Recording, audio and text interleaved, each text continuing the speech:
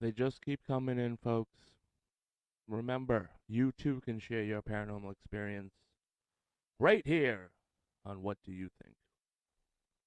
Your own little video where in the comment section, you guys can start the conversation, join the conversation. Contact the person who has had that experience if you've had the same one. You can do it right here. Judgment free zone. We're not here to make money off of you or your story or experience. We're here to help you. Maybe somebody else has had the same experience. Let's archive these stories and let's help each other. All right, folks? This one comes from CherryJulie-B. Remember, you can contact them directly in the description of this video. All that information will be in there, as well as the information to contact me, Ricky C. That's right, folks. All right. CherryJulie-B. Okay, so here's a little background before jumping into the story. There's me, 10 years old, my dad, his girlfriend, and her 5 kids, all living at her grandparents'. My dad ended up finding an old small house for rent in Lake Panasoffkee, Florida. We all moved in there. Everything fine, but only for a few days. My dad's girlfriend Jennifer started to notice that her stuff would go missing after leaving their bedroom, which eventually turned into things flying across the room. Picture frames that were sitting on the nightstand would slam down, then back upright.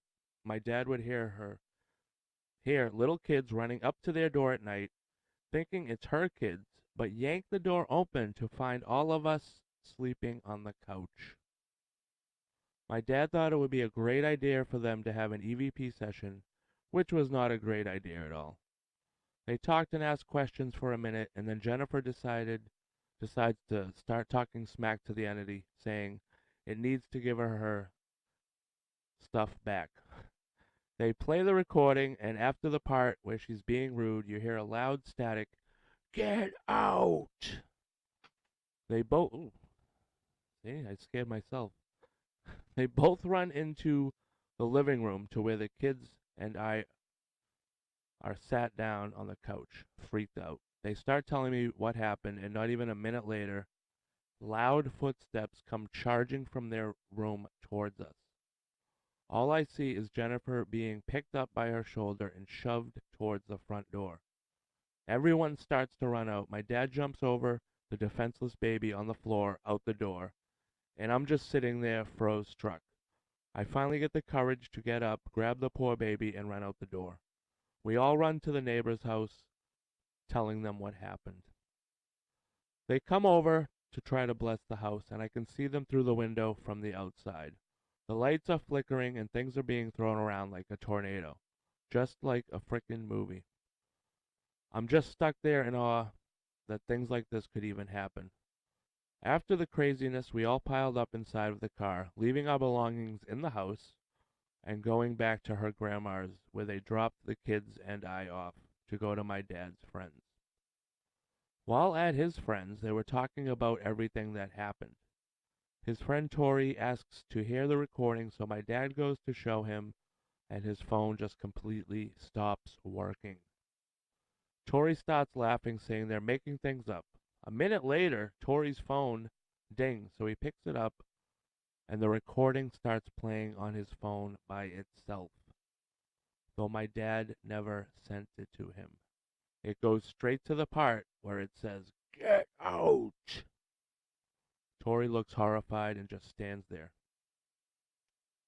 He starts saying he feels weird and then raises his arm that is slowly starting to get covered in giant bumps, which then cover his whole body. His eyelids turn all red and puffy, and then his actual eyeballs turn black. Water starts pouring out of them like a faucet. He reaches out for my dad, but my dad and Jennifer make him fend for himself and dipped out, peeling out of the yard. A few days later, he feels bad and calls Tori to ask what happened and if he's okay.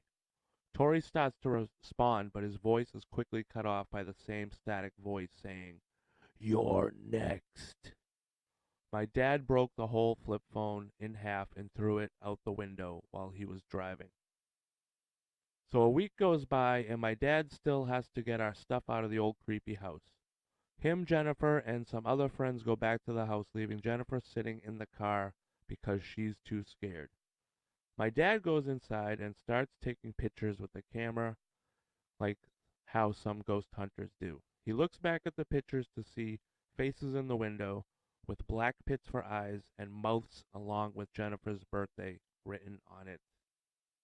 While this is going on, Jennifer's in the car, seeing these black lanky beings with freaky eyes watching her from the porch, trying to get her to look at them. Every time she looks, they get all riled up, like a bunch of dogs in a cage, bumping into one another, going crazy like they're trying to get at her. She starts to feel something taking over her body, starting at her feet, rising up her legs. She starts kicking her legs like something grabbing onto them. She runs out of the car and yells for my dad. They all pile up and leave again with our belongings still inside for the house to keep. Jen and my dad come back to her grandma's, hoping everything would be over, that we're all gone from the house. Well, nope, we get followed. For months after that, it continued to mess with Jennifer. She would see black plastic bag looking entities flying around the ceiling while she tried to sleep. Things would go to grab would slide out of her reach. Things she would go to grab would slide out of her reach, and she would have bad luck constantly. One of the nights they were outside talking. Jen started actually acting really nervous and scared. She told my dad to take a picture of her beside their car. He did, and when they looked at the picture, a horned, jagged toothed demon was crouching down, pissed off looking, right beside the car. They turned around to run to the porch, and the whole time they hear what sounds like a dog running after them, snarling at the back of their feet. It stopped once they made it to the porch. They go inside to their room, freaked out about what just happened. Her little girl Haley points up at the corner of their room and starts saying, "Poppy," which is what she would call old men like her grandpa. Then all of a sudden, the radio on the alarm clock turns on and starts scanning through all of the stations. My dad quickly starts recording on the camera what's going on. Jennifer picks up the radio, puts it up to her ear because she's hearing talking.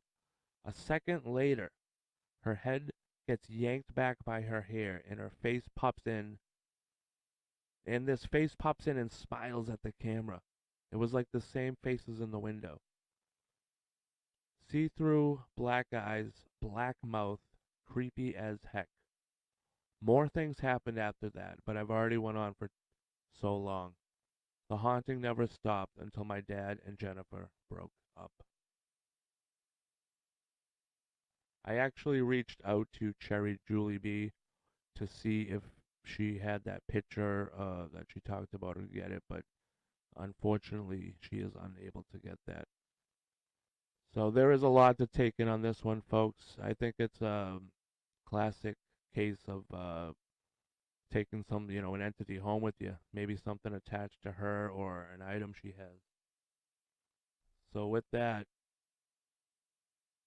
I gotta send this one a lot to go over here.